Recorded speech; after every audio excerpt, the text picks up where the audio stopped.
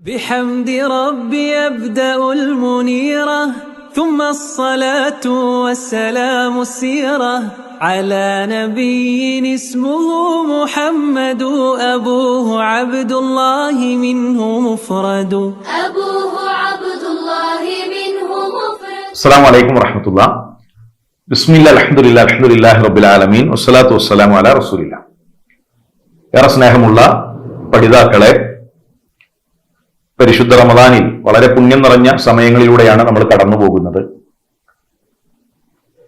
കൂടുതൽ ഇബാദത്തുകളിൽ മത്സരിക്കുക, അള്ളാഹുവിലേക്ക് കൂടുതൽ അടുക്കുക, ഇത്തരം പഠന സംവിധാനങ്ങൾ അത് ഉപയോഗപ്പെടുത്തുകയും അതിൽ നിന്നുള്ള പാഠങ്ങൾ ഉൾക്കൊള്ളുകയും ചെയ്യുക. ഇന്ന് മൈമൂന ബിൻത് അൽ ഹാരിസ് ഇബ്നു ഹസൻ റളിയല്ലാഹു തആല അൻഹയുടെ ചരിത്രമാണ് നമ്മൾ പഠിക്കുന്നത്. ഉപ്പ അൽ ഹാരിസ് ഇബ്നു ഹസൻ, അവരുടെ ഉമ്മ ഹിന്ദ് ബിൻത് ഔഫ്.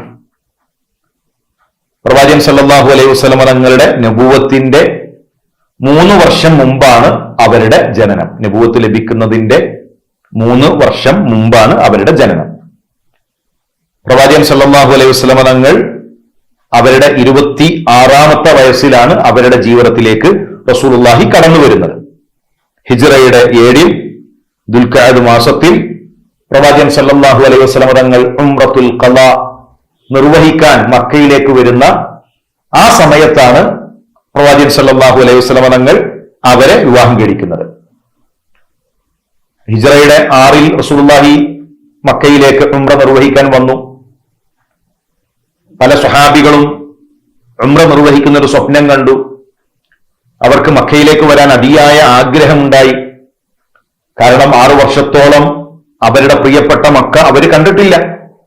മക്കയിലേക്ക് പോകാൻ, കാബയൊന്നു കാണാൻ, തവാഫ് ചെയ്യാൻ മനസ്സിൽ കൊതിയുണ്ട്. പക്ഷെ 6 വർഷക്കാലം അവർക്കതിന് സാധിച്ചിട്ടില്ല. എന്നാൽ ഹിജ്റയുടെ 6 പുറപ്പെടുന്നു. ഉംറ നിർവഹിക്കാനാണ് പോകുന്നത്.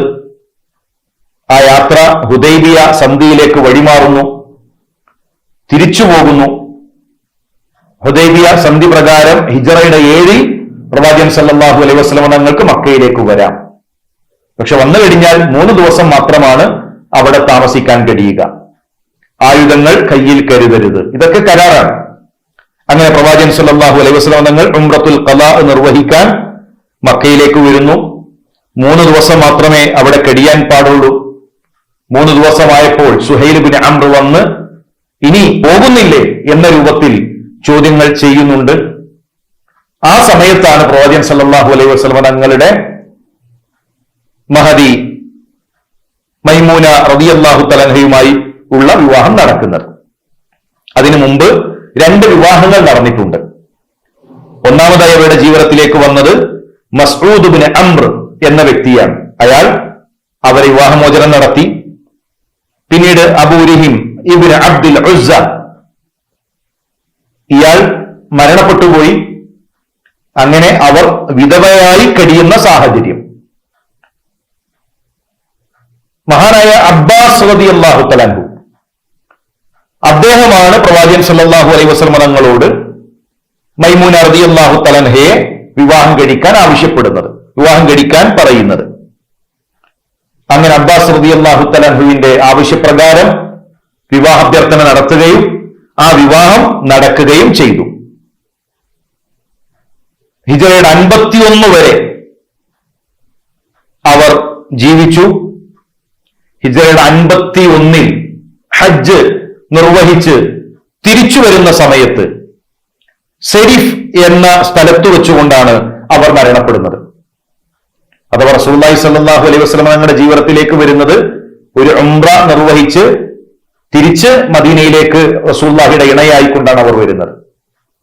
സെരിഫ് എന്ന സ്ഥലത്ത് വെച്ചുകൊണ്ടാണ് പ്രവാചകൻ സല്ലല്ലാഹു അലൈഹി വസല്ലം തങ്ങൾ അവരുടെ കൂടെ വീട് കൂടുന്നത്, റസൂലുള്ളാഹി അവരുടെ കൂടെ ജീവിതം ആരംഭിക്കുന്നത്. ഹിജ്റയുടെ 51-ൽ ഹജ്ജ് നിർവഹിച്ച് അവർ വരുമ്പോൾ എവിടെയാണോ റസൂലുള്ളാഹിയുടെ കൂടെ വീട് കൂടിയത് അതേ സ്ഥലത്ത് വെച്ചുകൊണ്ടാണ് നമ്മുടെ ഉമ്മ ലോകത്ത് നിന്ന് വിട പറയുന്നത്. ഇത് നമ്മളോട് പറഞ്ഞു നൽകിയത് മഹാനായ അബ്ദുല്ലാഹി ഇബ്നു അബ്ബാസ് റളിയല്ലാഹു തആല അൻഹു. ഹിജ്റയുടെ 7 പ്രവാചകൻ സല്ലല്ലാഹു അലൈഹി വസല്ലം നമ്മുടെ ജീവിതത്തിലേക്ക് കടന്നു വന്നതോടുകൂടെ ഒരുപാട് ഖൈറുകൾ അവർക്ക് ലഭിച്ചു. വലിയ ഇൽമ് നേടിയെടുക്കാൻ അവർക്ക് കുറഞ്ഞ കാലം കൊണ്ട് സാധിച്ചു. റസൂലുള്ളാഹിയുടെ രാത്രി നമസ്കാരങ്ങൾ, റസൂലുള്ളാഹി സ്വല്ലല്ലാഹു അലൈഹി വസല്ലം തങ്ങളുടെ ജീവിതത്തിലെ വളരെ വിലപ്പെട്ട ഏടുകൾ, അത് അടുത്ത തലമുറയിലേക്ക് കൈമാറിയ മഹദിയാണ് മൈമൂന റളിയല്ലാഹു തആല അൻഹ. 76 ഹദീസുകൾ അവർ റിപ്പോർട്ട് ചെയ്തിട്ടുണ്ട്. ഏറ്റവും അധികം ഹദീസുകൾ റിപ്പോർട്ട് ചെയ്തത് പ്രവാചകന്റെ ഭാര്യമാരിൽ ആയിഷ റളിയല്ലാഹു തആല അൻഹയാണ്. 2 ഉമ്മു സലമ റളിയല്ലാഹു തആല അൻഹയാണ്. 3 മൈമൂന റളിയല്ലാഹു തആല അൻഹയാണ്. അതിനു മുമ്പേ റസൂലുള്ളാഹിയുടെ ജീവിതത്തിലേക്ക് വന്ന മറ്റു ഭാര്യമാരുണ്ട്. പക്ഷെ അവരെക്കാൾ അധികം ഹദീസുകൾ റിപ്പോർട്ട് ചെയ്യാൻ മൈമൂന റളിയല്ലാഹു തആല അൻഹയ്ക്ക് സാധിച്ചു.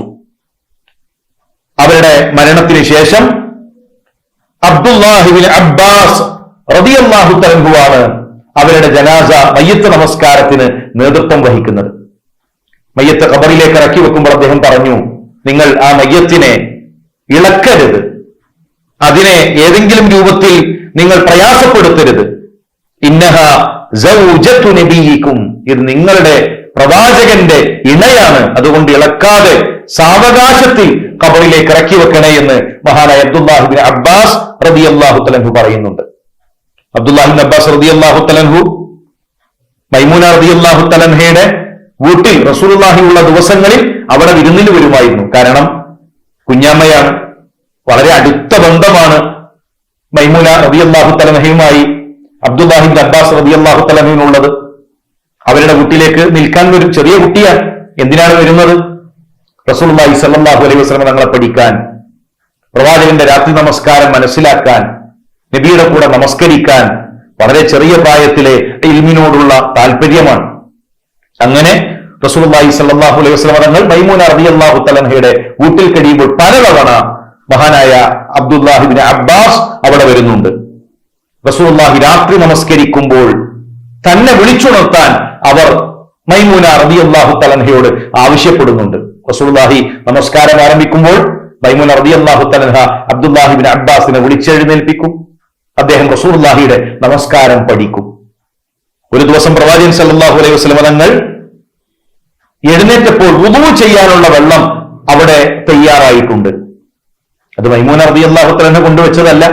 ഇതാരാണ് ചെയ്തത് എന്ന് ചോദിച്ചപ്പോ പ്രവാചകൻ എഴുന്നേൽക്കുന്നതിന് മുമ്പ് തന്നെ അബ്ദുല്ലാഹി ഇബ്നു അബ്ബാസ് റളിയല്ലാഹു തആല അൻഹു അത് തയ്യാറാക്കി കൊണ്ടുവച്ചതാണ്.